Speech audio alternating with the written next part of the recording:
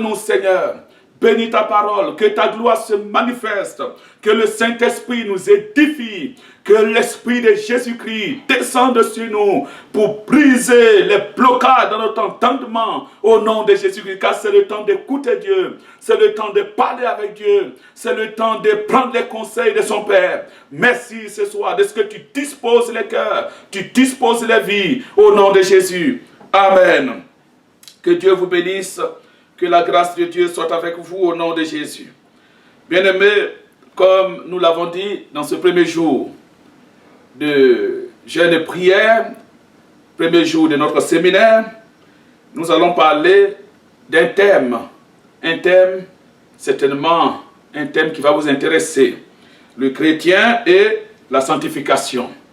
Comme je l'ai dit, dans ces temps de confinement, il est vrai que le confinement n'est pas facile, c'est une épreuve certainement difficile, mais il faut changer son espace de confinement en espace d'édification par Jésus-Christ notre Seigneur. L'apôtre Jean a été confiné sur l'île de Patmos. Il y a été pendant de nombreuses années jusqu'à ce qu'il en meure. Mais étant sur l'île de Patmos, c'est alors qu'il a développé au mieux sa relation avec Jésus-Christ. C'est là que Dieu lui a montré les grandes choses qui allaient arriver dans la fin des temps. Et nous sommes aujourd'hui dans la fin des temps.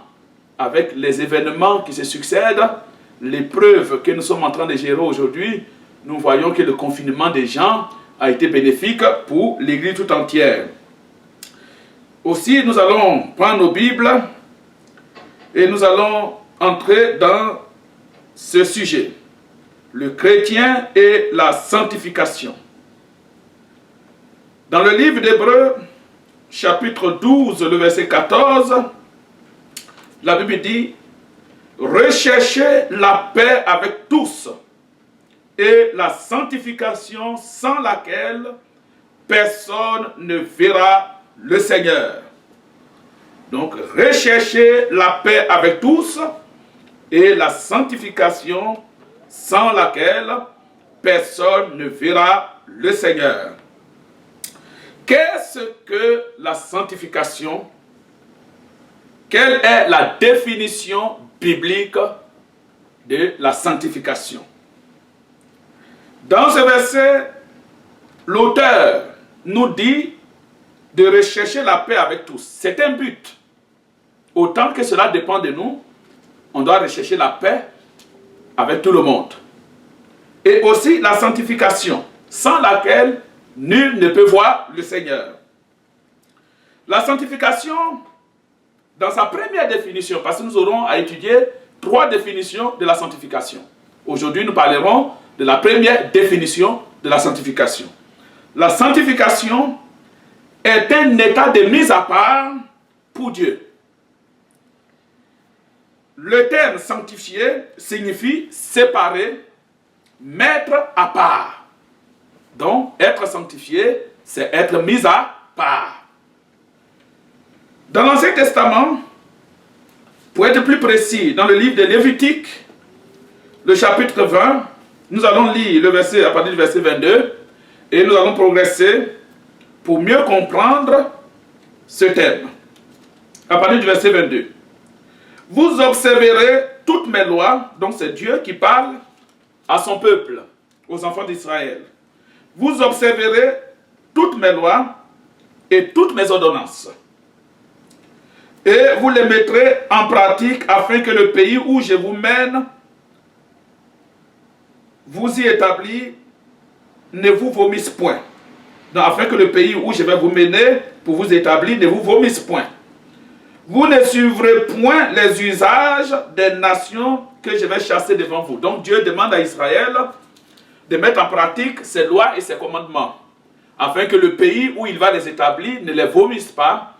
Donc pour cela, ils ne doivent pas suivre les usages, c'est-à-dire les habitudes de ces peuples que Dieu va chasser devant eux. Donc, et je les ai en abomination. Donc Dieu a en abomination les attitudes, les actions de ce peuple-là. Je vous ai dit, c'est vous qui posséderez le pays. Je vous en donnerai la possession. C'est un pays où coule le lait et le miel. Je suis l'Éternel, votre Dieu, qui vous est séparé des peuples. Donc Dieu dit à Israël que puisqu'il va les établir à Canaan, Canaan qui est donc habité par les Cananéens, par beaucoup de peuples, Dieu les chasse devant Israël à cause des abominations de ces nations-là. Alors il met en garde Israël de ne pas faire comme ces nations, parce que Dieu a en abomination ces nations à cause de leur attitude, car il est l'Éternel qui a séparé Israël d'avec les nations. Donc nous voyons la première définition du mot sanctifié. C'est être séparé du monde. Vous observerez la distinction entre les animaux purs et impurs. Donc Dieu dit il faut faire la part des choses entre ce qui est impur et ce qui est pur. Et le verset 26, il dit, vous serez saints pour moi, car je suis saint. Moi l'Éternel, je vous ai séparés des peuples afin que vous soyez à moi. Donc Dieu dit, vous serez saints comme moi l'Éternel, votre Dieu, je suis saint. Et puisque c'est moi qui vous ai séparés des autres peuples, alors vous serez à moi. Dieu veut faire d'Israël une nation qui lui appartienne. Il est le Dieu de ce peuple-là. Il est le Dieu de cette nation. Tout commence avec Abraham. Dans Genèse 17, Dieu, après avoir retiré Abraham de sa patrie, Dieu parle à Abraham. Il signe une alliance avec Abraham. Et au chapitre 17 de Genèse, à partir du premier verset, Dieu dit à Abraham, lorsqu'Abraham fut âgé de 99 ans, l'Éternel apparut à Abraham et lui dit, je suis le Dieu Tout-Puissant, marche devant ma face et sois intègre. J'établirai mon alliance entre moi et toi, et je te multiplierai à l'extrême. Abraham tomba sur sa face, et Dieu lui parla en disant, voici mon alliance que je fais avec toi. Tu deviendras père d'une multitude de nations. On ne t'appellera plus Abraham, mais ton nom sera Abraham. Car je te rends père d'une multitude de nations. Je te rendrai fécond à l'extrême. Je ferai de toi des nations et des rois sortiront de toi. J'établirai mon alliance entre moi et toi et tes descendants après toi selon leur génération. Ce serait une alliance perpétuelle en vertu de laquelle je serai ton Dieu et celui de ta postérité après toi. Je te donnerai et à tes descendants après toi le pays que tu habites comme étranger, tout le pays de Canaan en possession perpétuelle, et je serai leur Dieu. Donc Dieu fait alliance avec Abraham. En vertu de cette alliance, Dieu s'engage sans aucune condition. Parce qu'il y a des alliances conditionnelles et il y a des alliances inconditionnelles. L'alliance que Dieu traite avec Abraham est une alliance inconditionnelle. Dieu dit, en vertu de cette alliance, je serai ton Dieu et le Dieu de tes descendants. Je serai leur Dieu. Donc Dieu fait d'Israël son peuple. Le Seigneur donc les retire du monde, de la servitude en Égypte. Dieu les sépare d'avec les nations et il les établit à Canaan. Dieu sanctifie ainsi son peuple. C'est la première définition de la sanctification. Dieu nous sépare. Dieu nous retire. Donc vous voyez que la sanctification peut avoir plusieurs sens. Disons 3. La première définition donc de la sanctification, c'est la séparation d'avec le monde. Dans Exode 25, à partir du premier verset jusqu'au verset 9 et surtout le verset 8, Dieu dit à Israël, par Moïse, l'homme de Dieu, quand le Seigneur a fait sortir Israël de la servitude en Égypte et que Dieu les conduit vers la terre promise, arrivé dans le désert, Dieu dit à Moïse, demande aux enfants d'Israël qu'on m'apporte des offrandes. Tu le recevras de quiconque le fera de bon cœur et tu m'établiras un tabernacle et j'habiterai parmi vous. Donc Dieu dit qu'il va habiter parmi son peuple quand Moïse aura élever le tabernacle d'après le modèle que Dieu va lui montrer. Donc, le souhait de Dieu était d'habiter parmi son peuple. Parce que Israël est devenu son peuple. C'est un peuple qui lui sanctifie. Et pour sanctifier son peuple, il faut que Dieu soit présent au milieu d'eux.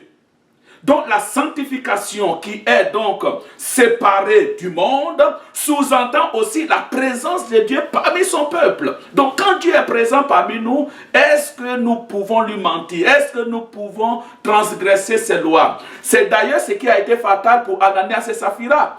Quand l'homme de Dieu, Pierre, a dit à Ananias et Saphira, comment le diable est-il entré dans votre cœur au point de mentir au Saint-Esprit? Parce que le Saint-Esprit, dès les premières heures de l'Église, il était présent dans l'Église. Donc nous revenons donc à Exode chapitre 25. J'habiterai parmi vous. Donc l'Église aussi est le tabernacle du Dieu vivant. Dieu habite parmi nous. Dans Ézéchiel 37, le verset 27 au verset 28, voyons ce que Dieu dit à l'homme de Dieu, Ézéchiel, pour son peuple, les temps futurs, concernant donc Israël, le rétablissement du royaume d'Israël. Mais il y a une vérité qui pourrait nous intéresser. Le verset 27 au verset 28. Il est dit, « Ma demeure sera parmi eux. Je serai leur Dieu et ils seront mon peuple. Et les nations sauront que je suis l'Éternel qui sanctifie Israël. » Donc les nations sauront que je suis l'Éternel qui sanctifie Israël. Les nations vont comprendre que je suis l'Éternel qui ait séparé Israël, qui ait mis Israël à part pour qu'Israël soit mon peuple. Lorsque mon sanctuaire sera pour toujours au milieu d'eux. Bien vrai que ce texte parle du rétablissement futur du royaume d'Israël où Dieu va régner sur Israël. Jésus-Christ va réellement s'asseoir sur le trône royal que lui a légué son père David, mais nous pouvons comprendre le mot sanctifié. Les nations sauront que je suis l'Éternel qui sanctifie Israël. Dieu est celui qui met à part Israël. Donc Dieu est celui qui les sanctifie. Le mot sanctifié, donc, dans sa première définition, c'est être séparé du monde, c'est être mis à part par Dieu. Dieu a sanctifié donc son peuple comme il nous sanctifie aujourd'hui. En effet, quand nous sommes païens, sans Jésus, nous sommes dans les ténèbres. Donc quand on est sans Jésus, nous sommes dans les ténèbres. Loin de Dieu. C'est pour cela dans Éphésiens 5, verset 8, il est dit, « Autrefois, nous étions ténèbres, et maintenant, nous sommes lumière dans le Seigneur. » Oui, autrefois, nous étions ténèbres, et maintenant, nous sommes lumière en Jésus-Christ. Jésus, par sa mort à la croix et son intercession auprès du Père, nous a séparés du monde. Donc Jésus nous a séparés du monde, comme Dieu a séparé Israël d'avec les nations. C'est pour cela, dans sa prière sacerdotale, Jésus priait ainsi dans Jean 17, verset 14 au verset 17, que je vais lire. Jean 17, verset 14 au verset 17. Jésus, dans sa prière sacerdotale, il adressait cette prière au Père. Il dit, « Je leur ai donné ta parole et le monde les a haïs, parce qu'ils ne sont pas du monde, comme moi je ne suis pas du monde. » Puisque Jésus n'est pas du monde, nous aussi qui sommes chrétiens, nous ne sommes pas du monde. Je ne te prie pas de les ôter du monde, mais que tu les préserves du monde. Donc nous voyons que nous ne sommes pas, nous n'appartenons pas au monde, mais nous sommes dans le monde, sans appartenir au monde. Nous vivons parmi eux, mais nous sommes séparés d'eux. Voilà ce que la prière de Jésus signifie. Et il dit, ils ne sont pas du monde, comme moi je ne suis pas du monde. Au verset 17, il dit, sanctifie-les par ta vérité, ta parole est la vérité. Donc, sanctifie-nous par ta parole est la vérité. Donc, Jésus nous a mis à part. C'est d'ailleurs la définition biblique de l'Église. L'église qui veut dire ecclésia, donc du grec, ecclésia, c'est-à-dire ce que Dieu a retiré du monde pour former une famille sainte, pour former une maison sainte, pour former un sacerdoce royal. Donc nous vivons dans le monde, mais nous n'appartenons pas au monde. Donc c'est la première définition du mot sanctifié. Donc Dieu, par sa grâce, nous donne la première définition de la sanctification dans la prière de Jésus. Nous sommes dans le monde, mais nous ne sommes pas du monde. Nous sommes dans le monde, mais nous sommes séparés du monde. C'est pour ça dans 1 Jean 2, verset 15, il est dit, « N'aimez pas le monde, ni les choses qui sont dans le monde. Car si quelqu'un aime le monde, l'amour du Père n'est point en lui. » Dans Éphésiens 2 également, le verset 1er au verset 10 et Colossiens chapitre 1, verset 13 à 14, nous voyons ce que l'apôtre Paul dit de la sanctification, de cette première définition de la sanctification. Il dit, dans le livre d'Éphésiens chapitre 2, à partir du verset 1er, « Vous étiez morts par vos offenses et par vos péchés, dans lesquels vous marchiez autrefois. » Donc il parle de nous tous, selon le train de ce monde, selon le prince de la puissance de l'air et de l'esprit qui agit maintenant dans les filles de la rébellion. Donc quand quelqu'un n'a pas Jésus, il est un fils de la rébellion. C'est-à-dire, même s'il vit moralement bien dans le monde, mais il ne connaît pas Jésus, il est un fils de la rébellion. Nous tous aussi, nous étions de leur nombre, et nous vivions autrefois selon les convoitises de notre chair, accomplissant les volontés de la chair et de nos pensées. Et nous étions par nature des enfants de colère comme les autres. Mais Dieu, donc il nous donne notre position d'avant Jésus-Christ. Et maintenant que nous sommes en Jésus-Christ, voilà ce qu'il dit. Mais Dieu qui est riche en miséricorde, donc Dieu dans sa grâce, Dieu dans sa miséricorde, va nous faire grâce. Dieu qui est riche en miséricorde, à cause du grand amour dont il nous a aimés, nous qui étions morts par nos offenses, nous a rendus vivants avec Christ. Il nous a ressuscités ensemble et nous a fait asseoir ensemble dans les lieux célestes en Jésus-Christ, afin de montrer dans les siècles à venir l'infinie richesse de sa grâce par sa volonté envers nous en Jésus-Christ. Car c'est par la grâce que nous sommes sauvés, par le moyen de la foi, et cela ne vient pas de nous, mais c'est le don de Dieu. Donc ici, dans la première définition de la sanctification, l'apôtre Paul dit que dès que nous acceptons Jésus-Christ, donc nous sommes séparés du monde. Et en ce moment précis, spirituellement, celui qui vient de recevoir Jésus-Christ comme son Seigneur et son Sauveur est sanctifié. Et puisqu'il est sanctifié dans sa première définition, il est transporté dans les lieux célestes en Christ. Il est assis avec Jésus-Christ dans les lieux célestes. C'est ce que nous appelons la sanctification positionnelle. Donc la première sanctification est la sanctification positionnelle, qui voudrait dire que nous avons été séparés du monde, Dieu nous a mis à part pour lui appartenir. Et à partir de cet instant, nous sommes assis avec Jésus-Christ dans les lieux célestes. Voilà ce que Colossiens chapitre 1 nous dit. Colossiens chapitre 1, le verset 13 au verset 14. Il dit, il nous a délivrés. Donc, il nous demande d'abord de rendre grâce au Père. Rendez grâce au Père qui vous a rendu capable d'avoir part à l'héritage des saints dans la lumière. Donc, nous rendons grâce à Dieu qui nous a donné d'avoir part à l'héritage des saints en Jésus-Christ. C'est une grâce. Nous avons été sanctifiés sans que quelqu'un n'ait à payer quelque chose. Ça a été une grâce de Dieu. Nous avons été sanctifiés, mis à part, séparés du monde. Pas parce que nous étions mieux, mais c'est la grâce de Dieu qui a été manifestée. Alors, il dit, il nous a délivrés. Donc, quand nous acceptons Jésus-Christ, nous sommes délivrés de quoi? Il nous a délivré de la puissance des ténèbres. Donc nous sommes délivrés de la puissance des ténèbres qui agit dans le monde. À cause de cela, Dieu nous a séparés du monde. Il nous a donc sanctifiés. Nous avons été délivrés de la puissance des ténèbres et il nous a transportés. Donc, à partir de cet instant-là, Dieu nous a transportés dans le royaume de son Fils bien-aimé. Amen.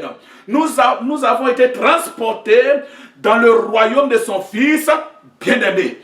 Donc, maintenant que nous sommes sanctifiés, que nous appelons la sanctification positionnelle, nous sommes assis avec Jésus-Christ dans le royaume de Dieu. Nous sommes avec Jésus dans le royaume des saints. C'est une grâce de Dieu. Et pour cela, nous n'avons rien payé. En qui nous avons la rédemption et le pardon des péchés. Donc, le Seigneur nous a fait grâce pour tous nos péchés, pour toutes nos transgressions. Cette première sanctification est la sanctification positionnelle. C'est en vertu de cette sanctification positionnelle que l'apôtre Paul, dans ses écrits, il dit « Saluez les saints qui sont à l'église de Macédoine. Saluez les saints qui sont dans telle église. Priez pour les saints. » Ce n'est pas parce qu'ils ne pêchent jamais, mais c'est à cause de la position qu'ils ont maintenant en Christ. Vous êtes aussi des saints. Vous qui m'écoutez ce soir, vous êtes des saints. Moi aussi, je suis un saint. À cause de ce que Jésus-Christ m'a fait grâce. Jésus-Christ m'a racheté. Il m'a séparé du monde, tout comme il t'a aussi séparé du monde. Il m'a délivré du monde, de la puissance des ténèbres, tout comme il t'a aussi délivré du monde, de la puissance des ténèbres. C'est la sanctification positionnelle. Nous sommes donc sanctifiés de par notre position d'enfants de Dieu. Amen. Nous sommes sanctifiés de par notre position d'enfants de Dieu. Car à tous ceux qui l'ont reçu, à ceux qui ont reçu Jésus-Christ, la parole de Dieu leur a donné le pouvoir de devenir enfants de Dieu. C'est pour ça que Jésus dit, sanctifie-les par ta parole est la vérité. Gloire à Dieu. Cette première définition donc de la sanctification est la première étape de notre communion avec Jésus. Alléluia. C'est la sanctification positionnelle. Nous sommes donc assis avec Jésus dans les cieux. Béni soit l'Éternel. Nous sommes sanctifiés parce que nous sommes en Jésus-Christ. Et pour terminer, dans 1 Pierre chapitre 2, le verset 9 au verset 10, voilà ce que l'apôtre Pierre dit de cette première définition de la sanctification. 1 Pierre chapitre 2, le verset 9 au verset 10. Il dit, le verset 9 au verset 10. Le Seigneur sait donc, 1 Pierre, chapitre 2, le verset 9 au verset... Non, je suis dans 2 Pierre. C'est 1 Pierre, chapitre 2, verset 9 au verset 10. Il dit, vous, au contraire, vous êtes une race élue. Amen. Donc, il parle de nous. Nous qui sommes sanctifiés. Il explique maintenant comment nous sommes en Jésus-Christ. Dans cette première sanctification, notre position en Christ. Ce que nous appelons la sanctification positionnelle. Nous sommes sanctifiés parce que le Père nous a mis à part. Parce que rachetés par le sang de Jésus-Christ, nous sommes mis à part. Nous sommes séparés du monde. Le monde n'est pas en nous. Le monde n'est pas en nous, c'est à nous d'aller chercher le monde pour amener le monde dans la présence de Dieu. Mais ce n'est pas au monde de nous ramener devant leurs autels. C'est pour cela que nous sommes séparés. Et l'Église est séparée du monde. Alléluia. Alors Pierre dit, vous au contraire, vous êtes une race élue. Donc premièrement, nous sommes une race élue. Un sacerdoce royal. Une nation sainte. Tout comme Israël était une nation sainte et Dieu habitait parmi eux par le tabernacle, Dieu aujourd'hui habite parmi nous dans l'église par le Saint-Esprit. Nous sommes un peuple royal, un sacerdoce royal. Une nation sainte, un peuple acquis, afin que vous annonciez les vertus de celui qui vous a appelé des ténèbres à son admirable lumière. Gloire à Dieu. Celui qui nous a appelés des ténèbres à son admirable lumière. Celui qui nous a séparés des ténèbres pour nous conduire dans sa lumière. À lui seul soit la gloire. Vous qui autrefois n'étiez pas un peuple et qui maintenant êtes le peuple de Dieu, vous qui n'aviez pas obtenu miséricorde et qui maintenant avez obtenu miséricorde. Voyez, l'apôtre Pierre nous explique ce que nous étions autrefois, ce que la sanctification en Christ a fait de nous. C'est pour cela que dans Hébreux le chapitre 12, le verset 14, il est dit, sans la sanctification, nul ne peut voir la face du Seigneur. Si tu n'es pas séparé du monde, tu ne peux pas voir la face du Seigneur. C'est la première définition de la sanctification. C'est être séparé du monde. C'est vivre comme le peuple de Dieu. Jésus nous a séparés du monde. Il nous a délivrés de la puissance des ténèbres pour nous conduire dans le royaume de Dieu. Nous sommes assis avec Jésus-Christ dans les lieux célestes. C'est la sanctification positionnelle. Et pour cela, tu n'as rien fait. Moi non plus, je n'ai rien fait. Ça a été un choix de Dieu. Ça a été le travail de Dieu. Sans le consentement d'aucun homme. Personne n'a payé pour être sanctifié. C'est pour ça que Jésus dit, sanctifie-les par ta parole est la vérité. Peuple de Dieu, vous êtes sanctifiés. C'est la première définition parce que dans notre position d'enfant de Dieu, nous sommes assis avec Jésus-Christ dans les lieux célestes. Là où tu vis actuellement, spirituellement, tu es assis avec Jésus dans les lieux célestes. Que Dieu te bénisse, que la grâce de Dieu soit avec toi. Et je vais terminer par la prière, te confier au Seigneur, prier que l'Esprit de Dieu t'anime davantage, parce que là où tu es assis avec Jésus dans les lieux célestes, rien ne pourra te nuire. Au nom de Jésus. Seigneur, nous te rendons grâce pour ta parole. Merci pour ce premier jour de notre séminaire en ligne. Je prie que le Saint-Esprit atteste, Seigneur, ces vérités dans nos cœurs. Et que tous ceux qui entendront ce message soient rassurés parce qu'en réalité, nous sommes le peuple de Dieu et l'Esprit de Dieu habite en nous. L'Esprit de Dieu habite parmi nous. Nous sommes assis avec Jésus-Christ dans les lieux célestes.